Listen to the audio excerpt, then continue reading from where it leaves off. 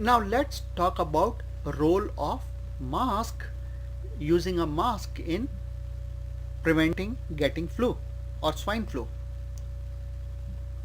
There are many types of masks, all are not equally effective. Triple layer masks or N95 masks, the number for masks, that is N95, are effective against flu. They can prevent you from getting flu. Triple layer mask provides 80% protection and N95 mask provides 95% protection. Triple layer mask is good for 4 hours and N95 mask is good for 8 hours, and they should be changed after this time. Many a times people use the same mask for a week. No, that is not the right way, because mask will not be effective after these periods. When you are using a mask, be careful that it covers your nose and mouth both, including the side of the nose, which can remain open when you are just putting a mask. So press it from the sides to close the gap on the sides of your nose. The mask should not be very tight or very loose. If it is tight, you won't be able to tolerate it for a long time, and if it is loose, it will not be very effective.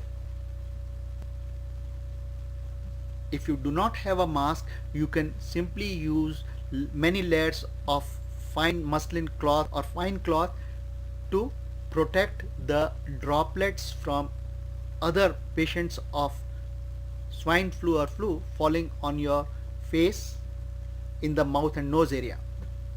You can also wear a goggle that will protect your eyes and prevent exposure to your eye mucosa.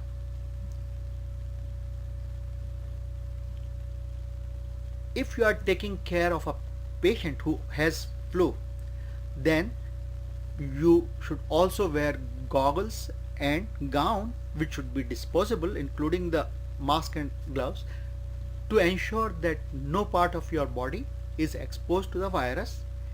And you should also clean your hands with soap and water and face with soap and water every time you come out of the patient's room.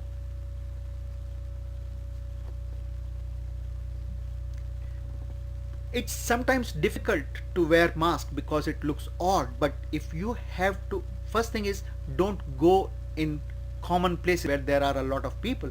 But suppose you have to go into a place where there are a lot of people, like a train, like a bus, like at your job there are many people in a meeting or something, and that meeting you have to attend, you can wear a mask to save and protect yourselves and others also, because even before the patient starts showing symptoms of flu or swine flu, they are giving infection to others even when they are totally well. So if a patient will develop flu tomorrow, he can still pass on that flu to everybody around him today when he has no symptoms at all. So even though it doesn't look nice, it looks odd, but when it comes to life and safety, you should use mask to prevent getting flu. And maybe if you have flu then and don't have any symptoms, then giving flu to others. Maybe you are exposed to flu, you are developing flu, the symptoms will start tomorrow, but today you can infect others. So mask helps both the ways and should be used if you cannot isolate yourself or stay away from a lot of people.